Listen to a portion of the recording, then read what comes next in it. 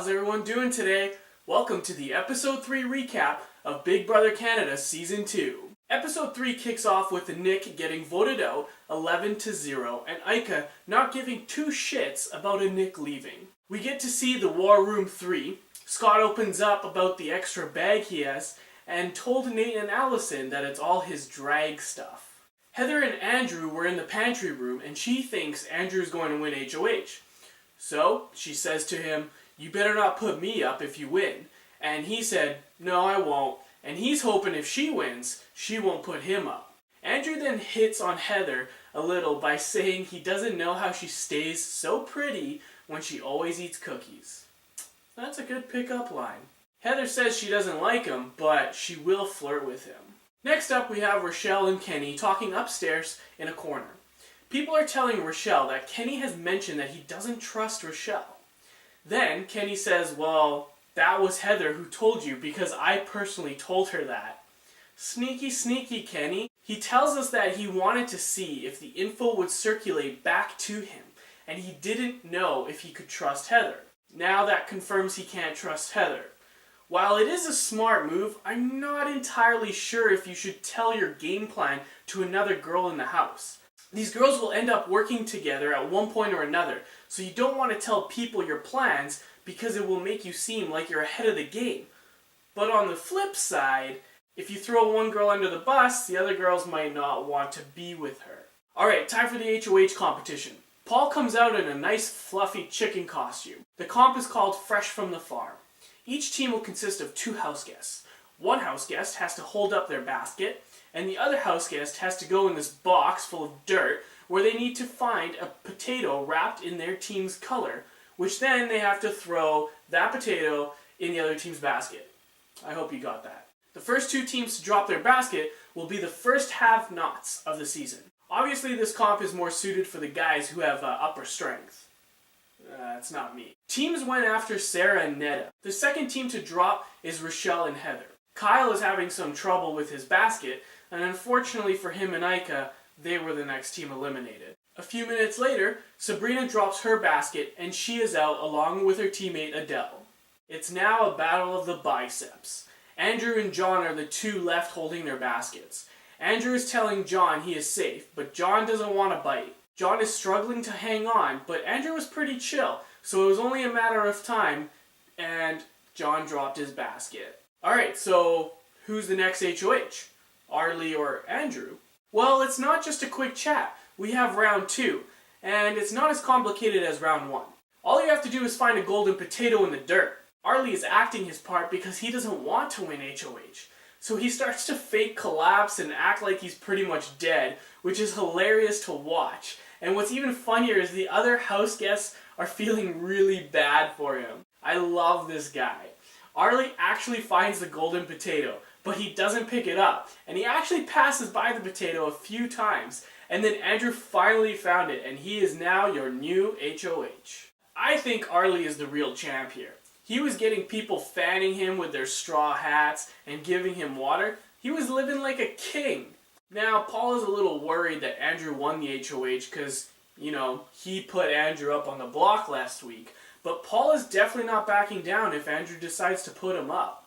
We now get to see the War Room 3, and they finally get a feed of the house guests. They're as giddy as you could imagine, and Scott turns on his gaydar, but he thinks it's broken because he can't tell who's gay. Heather wants to talk to Rochelle, so they go off in a corner to talk. There's not much here other than both of them being fake to each other. Heather thinks it went well, but Rochelle wasn't buying any of her bullshit. As Heather rolls into bed, Rochelle heads to the bathroom and tells Ika about the chat, and they basically say Heather is dumb. Alright, time to see Andrew's HOH room. Everyone's loving his pictures, but Andrew only cares about his protein powder. His letter is from his mom and dad, and it's the usual fluff that you get from your parents. And we obviously saw some people shed some tears. Alright, slop time. Heather is a little disappointed about eating the slop. I mean, who wouldn't be?